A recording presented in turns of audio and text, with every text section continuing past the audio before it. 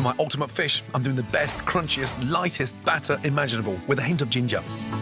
In order to make sure that batter stays nice and crispy and the fish stays nice and firm, the secret is to season the fish.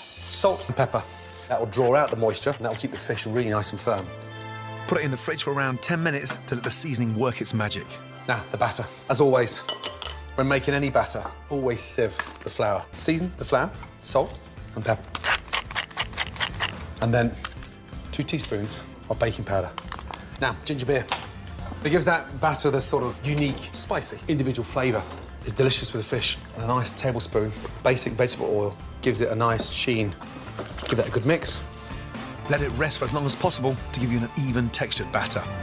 Now, the season should have worked its magic and drawn out the excess moisture from the fish, so it's on to the next stage. Fish has gone slightly firmer, perfect for frying.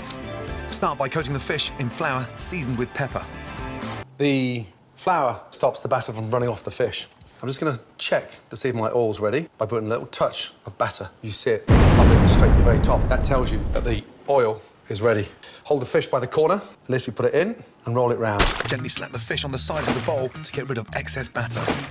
Now, in and lay away. And just gently drop it in. Oil should be gently sort of bubbling away. Fry the fish for 3 to 5 minutes, gently turning halfway through. Once the batter's golden and crisp, it's ready. And look, they look stunning. Leave the fish to rest on a kitchen towel to blot excess oil. Meanwhile, it's quick and easy chili minted mushy peas. A little teaspoon of olive oil and a nice knob of butter into the pan. Shallot, finely chopped. That adds a bit of sweetness to the peas. Shallots into the pan. Chili, peas are delicious. When you eat peas and they're slightly spicy, they're even better. Garlic. Sweat off the chili, the garlic and the shallots. Before the peas join those spices, simply blanch in salted boiling water, infused with their fresh mint, stalks and all. And then put your frozen peas in. Now, once the peas have gone nice and soft, drain them and then add your peas to the shallots.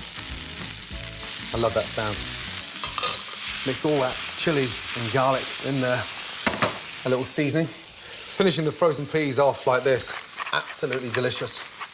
Onto your board, crush. Now, you cannot beat crushed, delicious peas. Chili minted mushy peas with easy ginger beer battered fish. A spicy, crispy batter, and that just reaffirms the importance of comfort food.